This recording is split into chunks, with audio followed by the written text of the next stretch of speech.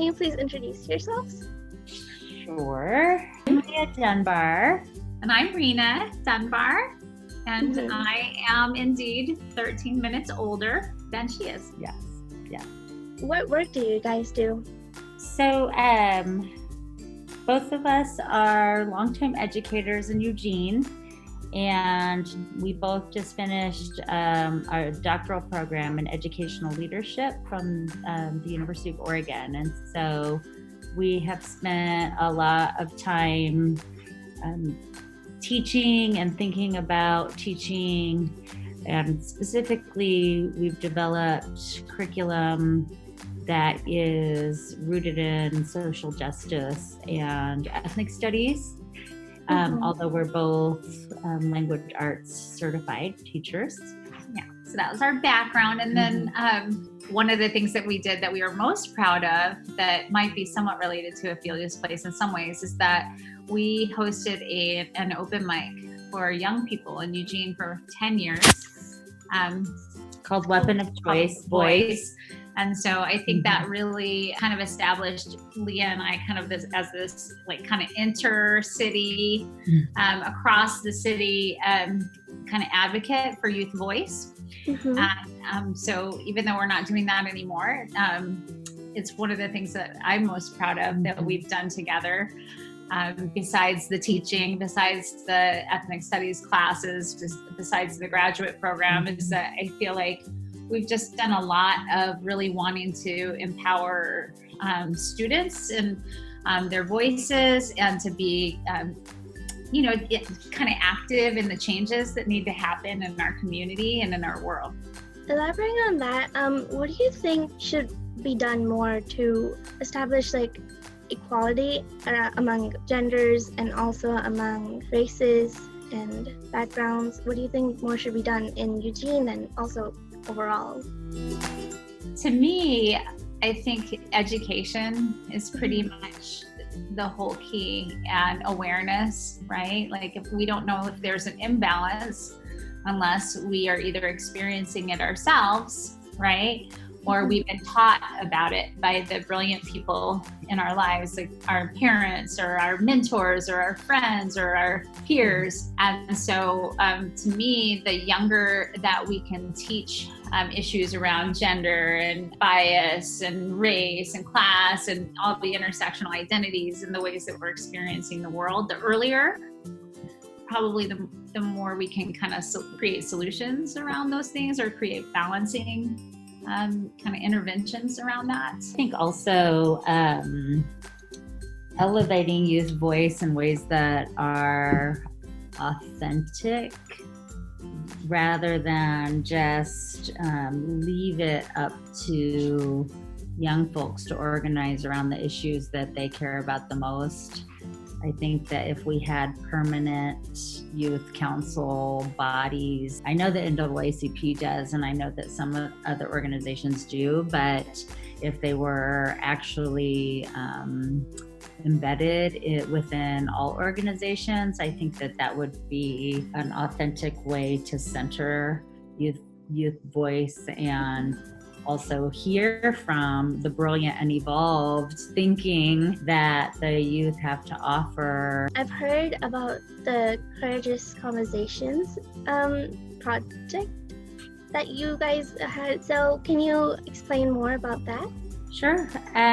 Courageous Conversations started, let me give credit to Glenn Singleton, who is a scholar who worked with educational organizations, school districts, kind of at the administrative level, work on, transforming schools, into ones that are interested in becoming racially equitable institutions. And the course that I was a part of developing in 2008 was interested in shifting the kind of the Eurocentric focus of social studies and language arts curricula in a direction that, centered students of color's stories and experience in a way that was assets-based, and also looked at all systems of oppression in a way that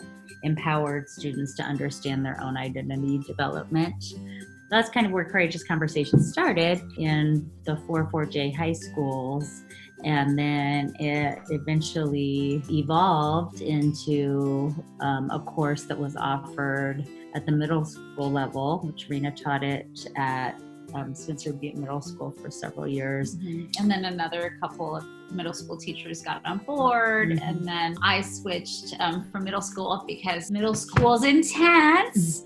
Went to an alternative high school, and so started teaching Courageous out there, which was really empowering because these were students who had been pushed out by mainstream comprehensive schools. And, so then we started really even talking about ability and wellness and things like that. A lot of the things that students were experiencing that were pushing them out of school. And being on LCC's campus just kind of led us into naturally aligning that as a college now course.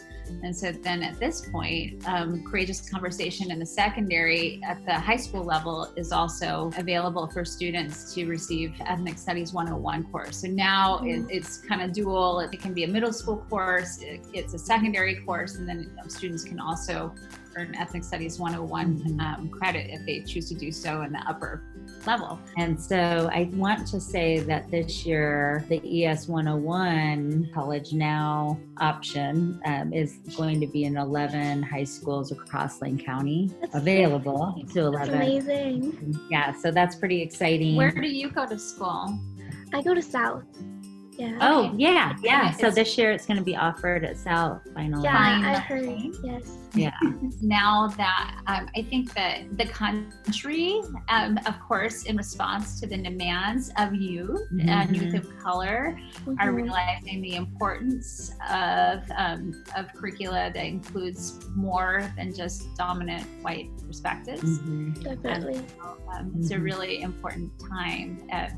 And it's really partly into the student and community demands. Yeah. Yes. So what advice would you give to young people, or specifically young girls who want encouragement or are going through a tough spot? Well, I know what I did, which was, I sought out the stories of powerful women. And that's why I became a literature student, and I have a master's degree in women's writing. I really knew that women's voices were not heard in the way that I think that they should be in the world and in our society, and so I sought those voices out and looked for, women's experiences that spoke to me and inspired me and could guide me personally through my own kind of coming into womanhood. So that was certainly helpful. That's you. Gosh, advice. I don't what I needed to hear. And luckily we had a mom that really reinforced to us that to just do things ourselves and do it our own way. You do you. That's kind of more of a more modern version of what our mom said to us is, just do you. And it doesn't matter what them people, it doesn't matter. Love yourself and be weird and be strange and be different, because that's what we need. Yeah. Yeah. Just you do you. Yeah.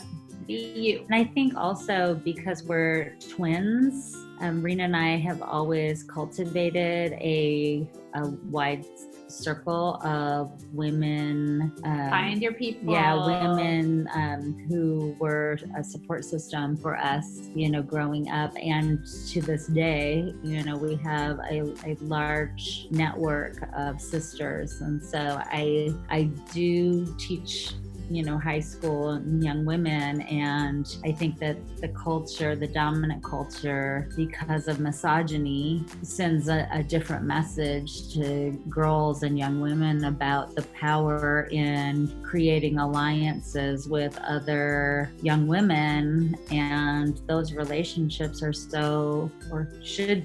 can be so nourishing and sustaining. Create strong relationships with other young women if you can, because they can be lifelong. So, one last question. This is kind of like a fun one. What is your favorite baked good? Oh, whoa. Favorite baked good. Bread. Love bread. Yeah. Yeah. We don't really have a sweet tooth. Mm-mm. We have the savory tooth and the spicy. So yeah, probably bread. What's yours? Good question. I actually do have a sweet tooth, so I love cake. What kind of cake? Like chocolate and strawberry, any kind of good tasting cake. Because I really had a sweet tooth growing up, and I still do. Yeah. Thank you so much for coming and participating in our interview. It's wonderful to finally meet you, Yes. and thank you for doing what you're doing. Yes. And we're just in complete support. Thank you so much.